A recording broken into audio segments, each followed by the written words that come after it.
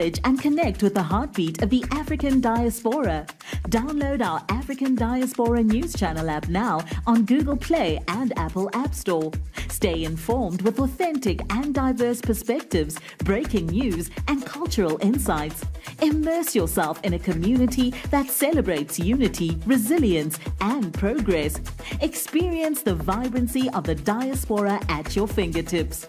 Don't miss out. Empower your perspective today. Search African Diaspora News Channel and join the conversation.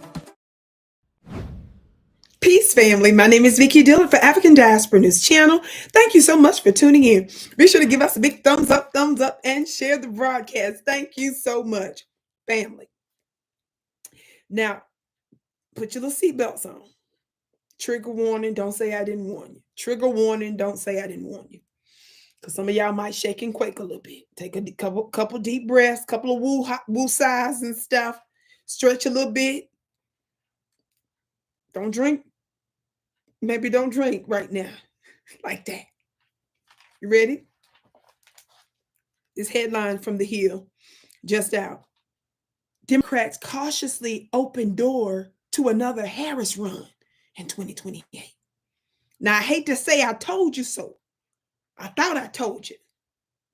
But not too long ago, I did a broadcast right here. Look it up right here on African Diaspora News Channel, where I told you all she's scaring me. I got the shakes and the quakes too, because the way she's acting like she's trying to come out here and consider doing another presidential run. How many of y'all remember that? Now, Vicki, read the stuff. Let me. I just want to say that not too long ago I said that. Now they sitting here putting articles out, and I'm really getting. My warnings to you, my suggestions to take a couple of woosahs, to take some deep breaths, all that. I have to take my own advice because she's scaring us all. What does it say, Vicki? Senate Democrats are skeptical about their former colleague, former Vice President Kamala Harris, making another presidential run in 2028 after she lost all 7 battleground states to President Trump in November. But most of them aren't ruling out the possibility that she could clinch the party's nomination if she plays her cards right. Harris reemerged on the national stage last week at San Francisco Gala by delivering a widely publicized speech on Trump's first 100 days in office, sounding at times like a candidate again as she slammed him for creating the greatest man-made economic crisis in modern presidential history. I talked about this before last week. Harris, who is 60, is weighing her future political options and is viewed as a possible contender to run for governor of California in 2026 or for president again in 2028. Ma'am, either one of those are just nerve-wracking. One Democratic senator who requested anonymity to talk about the next presidential election gave a one-word answer when asked about whether Harris should take another shot at the presidency. No. That person that said they'll talk on condition of anonymity. The senator said she had her chance. The American people delivered their verdict and she should move on. Somebody put a car in the chat. Somebody put a plane in the chat. Somebody put somebody walking in the chat. Somebody put a bike in the chat. Somebody put a train in the chat. Somebody put a rocket ship in the chat. Move on. All those are signs of moving on. Senator John Hickenlooper, Democrat of Colorado, who ran for president in 2020, doesn't necessarily see Harris as a frontrunner, even though polls show her leading the pack of presidential candidates because of her high name ID. But he said he thinks she could add, quote, valuable perspective to the political debate. Not even that. The way Kamala fumbles and bumbles when she talks. Baby, nobody needs to be taking her advice on any kind of wording, speeches, policy, nothing related to words or talking or speech. Kamala has no business having any involvement in that. I think time will tell, he said when asked whether Harris will be a viable presidential candidate in the next election. I think she will add value to the national conversation, he said. What's going to happen over the next 6 to 18 months is going to be lots of Democrats having lots of different opinions about what our priorities should be. What are the values we have put first? I think she will have a valuable perspective. That was a Freudian slip right there, wasn't it? I think she would have a valuable perspective on that. He goes on to say some other things, but listen to this part. Every election is unique. We always try to draw analogies and inferences based on past elections. He said, I don't think it disqualifies her that she lost.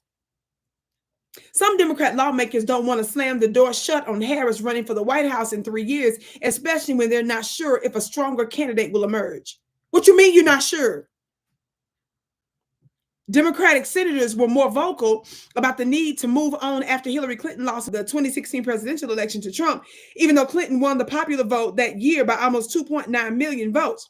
Clinton won 227 electoral votes, while Harris won 226 votes, and both lost. Can we say amen on that? Can we say ashe? Can we say that's right? Senate Democrat Whip Dick Durbin, who endorsed the former First Lady in 2016 race, famously called on the party to move on from Clinton after her loss to Trump. I think it's time for our party to move to new leadership, a new spokesperson, he said. In 2019, former Senator John Tester discouraged Clinton from running again.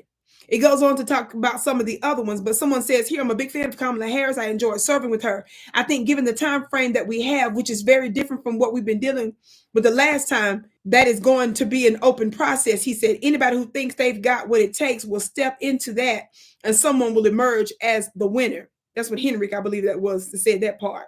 I would never underestimate her talent, he said. Having that open process has a lot of long-term benefits. No, we all should underestimate it.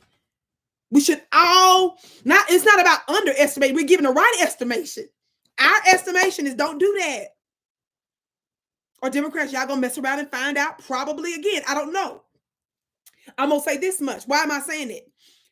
I'm not speaking for no other community. I know for Black folks, that's not gonna move us. The Black folks that really matter on the streets, the one that made the difference is why y'all lost the White House. The Democrats, the Black Democrats, is why you lost the Senate.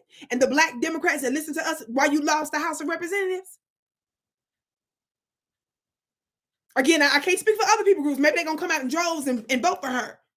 But see, this is the Democrats' problem. Y'all always have a losing strategy. You offer nothing. They still don't have no pro-policies. They're still not talking about reparations. They're not talking about substantive tangibles. They're not talking about giving us anything that's specific and that matters to the bottom line of our lives. All they ever count on is for the other party to royally screw up so they can come in and you can be tied and forget after 3-4 years and then put them back in office. And then after they take the oath of office, no, while they setting up for the oath of office, the Democrats, while they doing all of the pomp and circumstance, that's when you remember, oh, what did I do again? No, we're not doing that. And again, the other people groups might like her. The other groups that she's legitimately a part of, the AAPI community and stuff. But for Black folks that I talk to and know, baby, as horrible and as terrible as this Trump administration is, Black folks are saying, you're horrible and terrible for us too. You ain't do nothing for us. You promised us what you weren't going to do.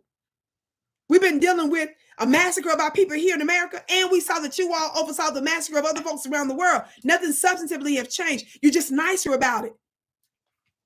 I can't wait to see what you have to say about it. My name is Vicki Dillard, beloved. Be sure to check out my website at VickiPlanet.com. I have an upcoming free webinar May 18th. Baby, how many of you all saw where Trump was out there talking about how he'd like to be the next pope? And then some folks were trying to speculate, oh, he was joking. And then shortly after that, there was an AI-generated picture of him being the pope. Then he tried, after getting so much backlash, literally from around the world, he's trying to pretend like he didn't know nothing about it, even though it appeared on his social media platforms and the White Houses. There's a hidden Black reason why he wants that position. Some of y'all don't get it. I've been talking about it, but I'm going to continue to talk about it. It has everything to do with the ruling of the worlds. You don't want to miss this. Go to my website at Vicki.